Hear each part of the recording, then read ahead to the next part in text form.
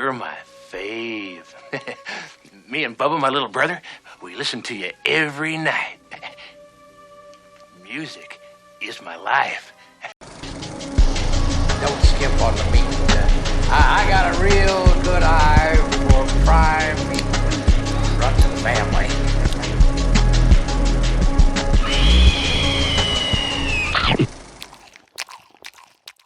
Welcome to Hamburgers and Horror, the home of meat, monsters, and murderous cannibals hoping to chop you up. I'm Noah Hook, and today we're looking at the Texas Chainsaw Massacre 2. This 1986 horror comedy sequel takes a very different approach than the 1974 original, departing from its art house roots to make a bloody, disgusting schlockfest. The film follows a radio host named Stretch who unwittingly gets the attention of the murderous Sawyer family when she plays the audio of them killing some kids across the tri-state area. Along with a vengeful sheriff, she enters the bizarre lair of Leatherface, the cook, a new brother named Chop Top, and of course good old Grandpa for a face-swearing, chainsaw-dueling, chili competition-winning bloodbath. TCM2 was of course directed by Tobe Hooper, who had spent the last decade concepting a sequel to his seminal work.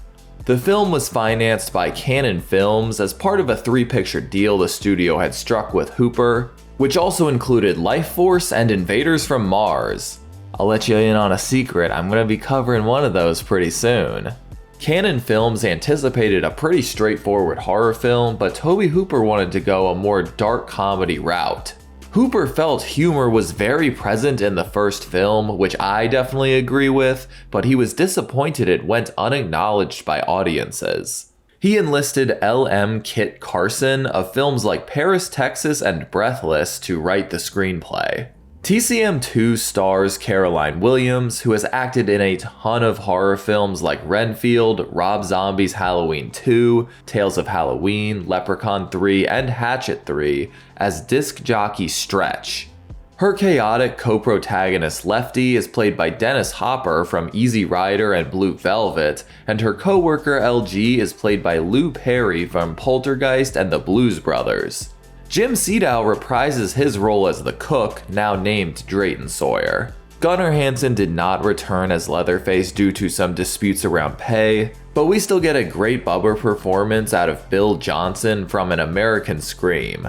This time around, Grandpa was played by Ken Evert, who seemed to never act again. And Chop Top Sawyer was played by horror veteran Bill Moseley. Of films like the Firefly trilogy, Rob Zombie's Halloween, Silent Night, Deadly Night 3, Repo, the Genetic Opera, Army of Darkness, and much, much more. Cinematography was handled by Richard Kunis of Mongrel and Drop Dead Sexy, and the score was collaborated on by Hooper and Jerry Lambert of Computer Dreams and Alien Presence. He also did the scores for The Brotherhood Parts 5 and 6, which I'm only mentioning so y'all have to witness these incredible posters I came across. The film was once again shot in Austin, Texas, although it seems this time around the set was much more safe and professional. It also features some badass makeup effects from Mitch Devane, Gino Crognali, John Volek, Tom Savini, and Gabe Bartalos. While the gore was pretty unseen in the original, that is not the case here. TCM2 ended up doubling its budget in theaters, ultimately grossing around $8 million at the box office. It was met with mixed reviews from critics who disapproved of the franchise's shift to gonzo gore and goofy humor, as well as the film's pacing and lack of character development. Its appreciation has only grown with time though, as viewers picked up on the film's satire of 80s excess, hence the Breakfast Club-esque poster, and the batshit performances from B-movie legends and Oscar-winning actors alike. TCM2 currently has a 50 and 46% on Rotten Tomatoes, along with a 3.2 on Letterboxd, so it's clear the film isn't for everyone. I'm probably a bigger fan of it than most people, as I just love all of Hooper's work. But I do think the plot meanders around too much, and there's some other small technical issues I'll get into after the breakdown. But generally speaking, I always have a really fun time watching this film, and it's probably time we get started. Get yourself a bowl of chili, folks, because we're watching the Texas Chainsaw Massacre 2. The movie opens with a voiced-over text crawl recapping the events of the first film. The girl babbled a mad tale. A cannibal family in an isolated farmhouse, chainsawed fingers and bones. Her brother, her friends, hacked up for barbecue. Texas police mounted a month-long manhunt for this supposed cannibal family, but killers were never found. But over the past 13 years, there have been consistent reports of grisly chainsaw murders all over the state of Texas. The Texas Chainsaw Massacre has not stopped. It haunts Texas. It seems to have no end. Now we meet a pair of rootin' tootin' high school seniors named Buzz and Rick the Prick. And they are having the best goddamn time you've ever seen. These drunk driving teens overhear radio host Stretch requesting call-ins and give her a ring. They insult her and proceed to stay on the line while they scare the locals off the road, and it seems the caller has to hang up for the call to end. Radio technician LG is able to kick the little bastards off, but we haven't seen the last of them yet. In fact, they call back later that night, as enthusiastic as ever. Bright lights, big titties! But then the boys run into an equally enthusiastic pickup truck, which hits the gas in reverse to keep up with them over a bridge. A zombie-looking dude pops up in the bed with a big-ass chainsaw, and it starts slicing through the roof of the car. Rick manages to shoot him in the face, but this corpse is just a human shield for Leatherface. This gets confirmed later, but this is also the body of the hitchhiker, also known as Nubbins. Buzz gets a little taken off the top, and Rick dies off-screen as the speeding vehicle crashes. Stretch and LG are horrified, but at least they're off the phone line now. We see the aftermath that morning, which local authorities are happy to chalk up as a simple car accident. Everyone except Lieutenant Lefty Enright, who's paying close attention to the chainsaw marks on the car and the boys. We quickly learn he is the uncle of Sally and Franklin, and for 13 years he has been trying to hunt down his nephew's killers. And he don't take kindly to this murder scene getting swept under the rug. One of those boys so wild sawed his own head off going 90 miles per hour. The local sheriff agrees to his request to ask around for witnesses in the paper, which Stretch just so happens to answer. She brings him an audio recording of the boy's murder and even offers to let him come on their radio show to talk about the Texas Chainsaw Massacre, but for some reason this lone cowboy wants to take the killers down in his own way.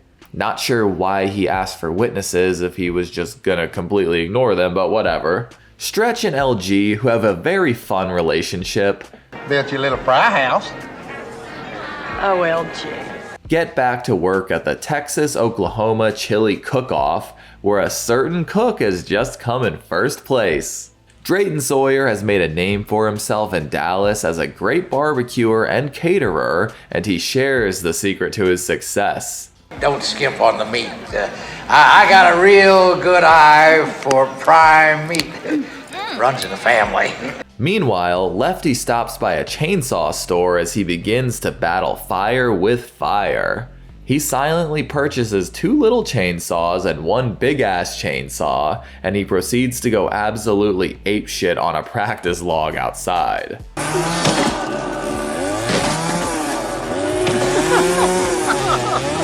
Next, he stops by Stretch's station, requesting that she play the murder tape on her show. She's reluctant due to legal reasons, but Lefty shares that a series of similar murders have taken place in this part of eastern Texas over the past 2 years. The killers are here, and he needs the rest of the state to open their eyes to what's happening. She agrees to help and plays the murder tape.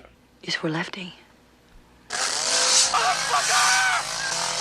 We rejoin Drayton as he heads home from his victory, but he gets a call from his fam to warn him that their latest kill is being broadcasted. Ah, you cool shit.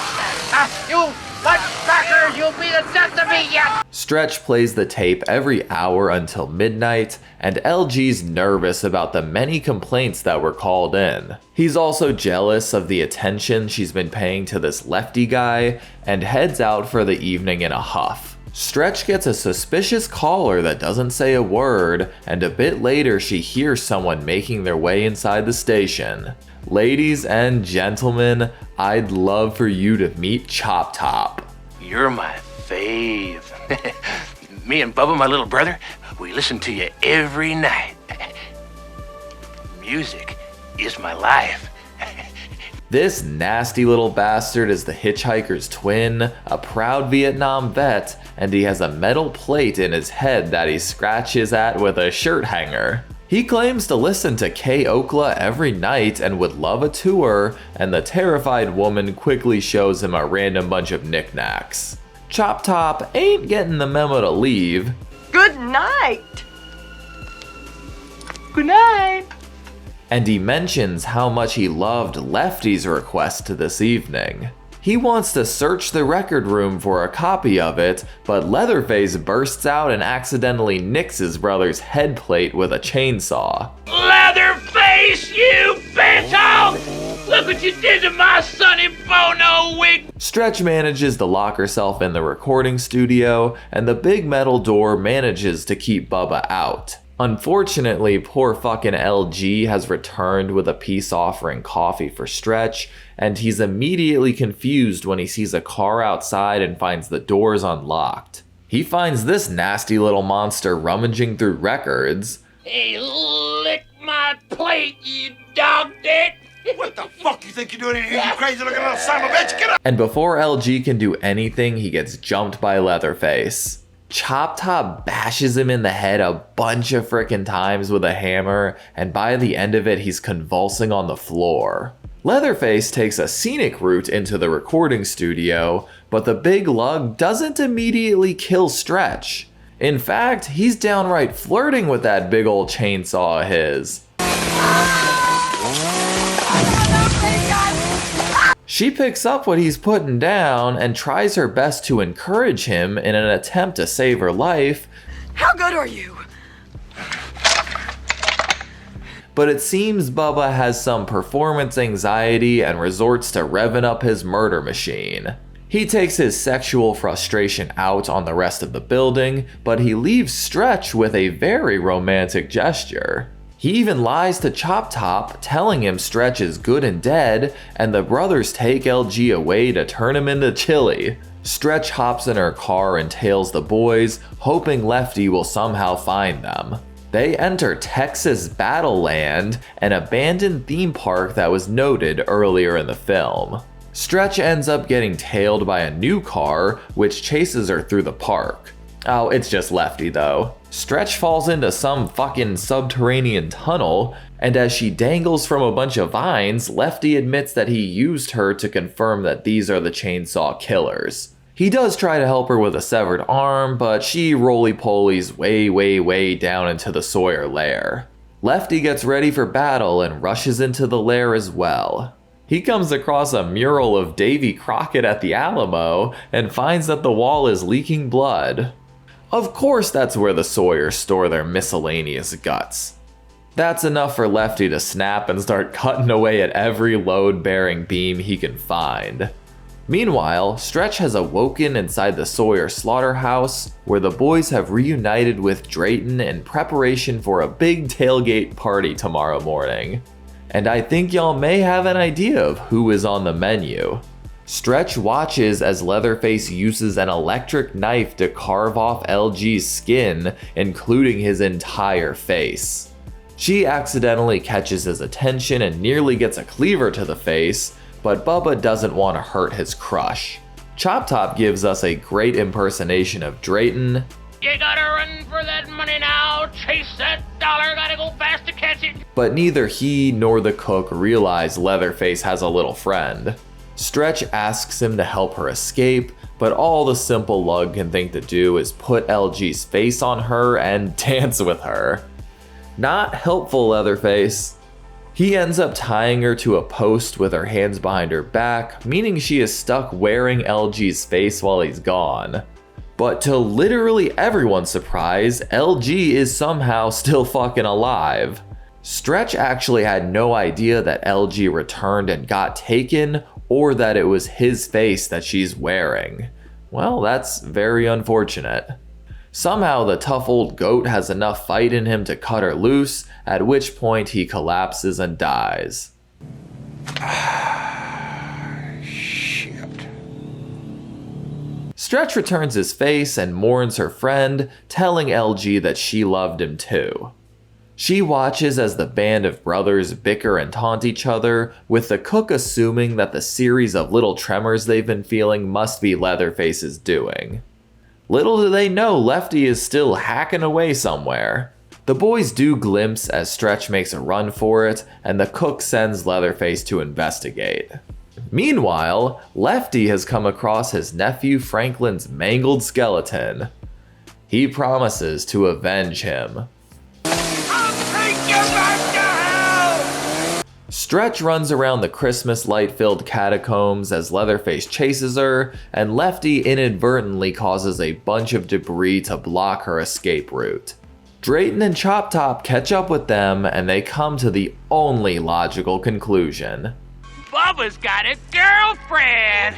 The cook tells Bubba that sex is a swindle that he should stay far away from, and he demands that he finish the job they started. Leatherface can't bring himself to do it though, so Drayton confiscates his saw until he understands its true meaning. Sex is, well, nobody knows.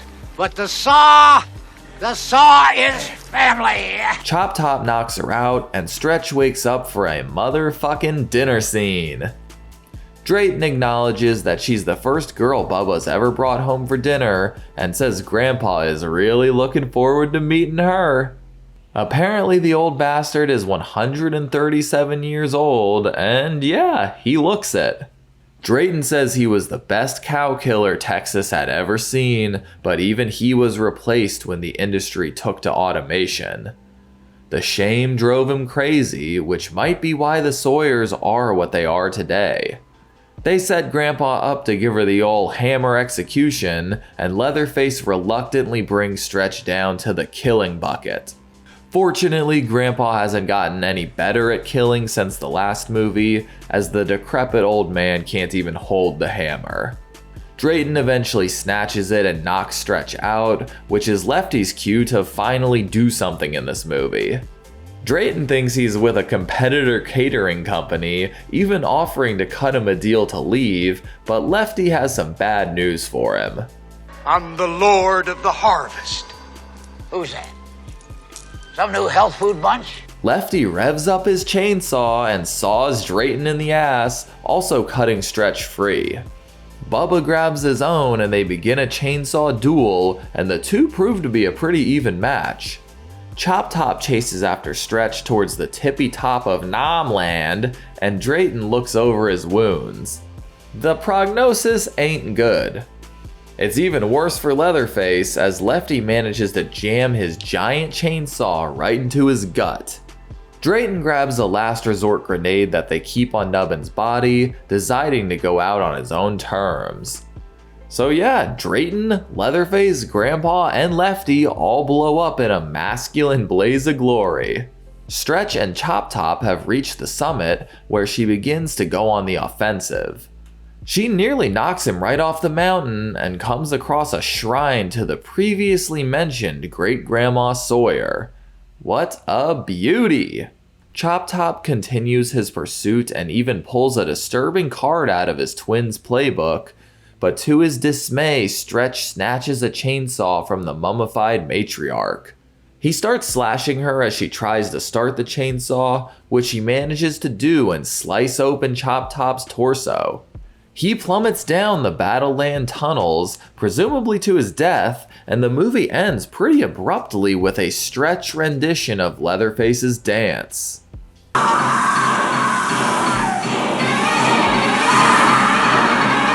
And that's the Texas Chainsaw Massacre 2. Man, this one really is a lot of fun. It is a pretty jarring difference from the first film. In fact, it can make for a pretty weird back-to-back watch, but I really do appreciate just how different this film is. It is far too often that a horror sequel is basically just a carbon copy of the original with very little to add. Friday 2, Nightmare 2, Halloween 2, Child's Play 2 are all films that I really love, but I wouldn't say they're taking the same unhinged kind of swings that TCM 2 is. But when you look at Hooper's entire filmography, this one actually feels a bit more at home than the original. It totally feels like a sibling to Eaten Alive or The Funhouse, where the sheer absurdity of the plot is played for a little more comedic advantage. The original TCM definitely has some dark humor in there, but it's often overlooked due to the film's really bleak nature. This time around, the uncomfortability is traded for zingers, the art house style is replaced with more of a traditional studio feel, and the off-screen violence is set right in front of the camera. This is one of the only TCM films where I would say Leatherface truly gets outshined. I do think he gets some interesting development with his infatuation for Stretch, but he's one of the least memorable characters in here. Bill Moseley as Chop Top is an absolute joy to watch. He is really what keeps me coming back to this film. The head plate, the pale green skin, the hilarious quips and impressions, the constant references to Vietnam, and so many other little details make Chop Top one of the most unique villains of all time. Drayton also gets a bit of an upgrade from the original. I'm glad the character gets more screen time and more personality, but it still feels like the same character and remains true to his personality. Grandpa gets a nasty facelift as well, and I love that they kept the hitchhiker's body and used it as a puppet. I really think that's what he would have wanted. One of my small complaints about the original is that Sally doesn't get much to do or much character development until after her friends are all slaughtered, but from the very beginning Stretch is the star of the show and is allowed to really flex her acting muscles. She gets to show off such a range of emotions. She's smart, funny, tough, but still vulnerable and has a hell of a scream. Caroline Williams absolutely crushes it in the role. I also love LG, even if his main character trait of spitting everywhere is absolutely fucking disgusting. He spits like 50 times in this film. But I'll be honest in that I feel the character of Lefty was a little wasted by the end. His last 5 minutes or so are awesome, don't get me wrong, but the entire rest of the film he's really just hanging out or is off screen or is just walking through tunnels screaming his lungs out. He does have some great quotes though. And there is a bit of a pacing issue in general. There is a lot of this film that is just either Stretch or Lefty wandering through some random tunnels that all start to look the same by the end. It just feels like a little bit of fat could have been trimmed from the final product. And while I really love the tonal shift of TCM2, I wouldn't say the sequel has a lot of new ground to tread on the thematic side of things. A lot of the finale is a rehash of things we've seen before, albeit they are done in a more bombastic way. I do give the movie major props for killing off the villains, even though that is completely ignored by further sequels. And the film really does play into the trope of the slasher weapon representing manhood, masculinity, and phallic imagery. This is exactly what Leslie Vernon was talking about. I especially love the cook describing sex as, well, nobody really knows.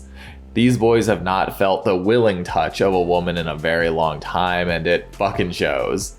This movie is also so Texas. You got chainsaw stores, 10-gallon hats, chili cook-offs, tailgate parties, and so many other little locations and scenes that show both so much love and disdain for the fucked up state that Hooper comes from. The Sawyers have set up shop in an abandoned theme park celebrating Texas's violent, war-filled history. It's the perfect setting for a bunch of derelict men to wallow in their own depravity, surrounded by intestine-filled Davy Crockett murals and a grenade in case their brutality ever fails them. It is hicksploitation at some of its finest, and it's a movie that throws logic out the window in order to have some really ridiculous fun. It's a world where cannibals can win chili cook-offs, sheriffs fight chainsaw-wielding villains with chainsaws of their own, and of course a world where the small businessman takes it in the ass every time. All in all, TCM 2 is a batshit film that subverts pretty much every quality that made the original so great, but it manages to still be great in its own right. This film has clearly had an influence on the works of Peter Jackson, Ty West, and especially Rob Zombie, and many other great directors, so while it isn't for everyone, you can't deny its importance on the genre. I wouldn't say I love this one as much as the original, and there may even be another entry or two in the franchise I ultimately rank higher than this, but I genuinely believe there's very few TCM films that provide the same level of fun and satisfaction. Well, that's about it. What do y'all think about the Texas Chainsaw Massacre 2? Let me know down in the comments. Do you like it more than me? Did you hate the shift to comedy? Please let me know. Soon we'll be checking out TCM 3, but first we've got to check out a patron request. Join me in 2 weeks as we check out another one of my favorites, the 1981 super bleak, super horny, psychological German horror, Possession.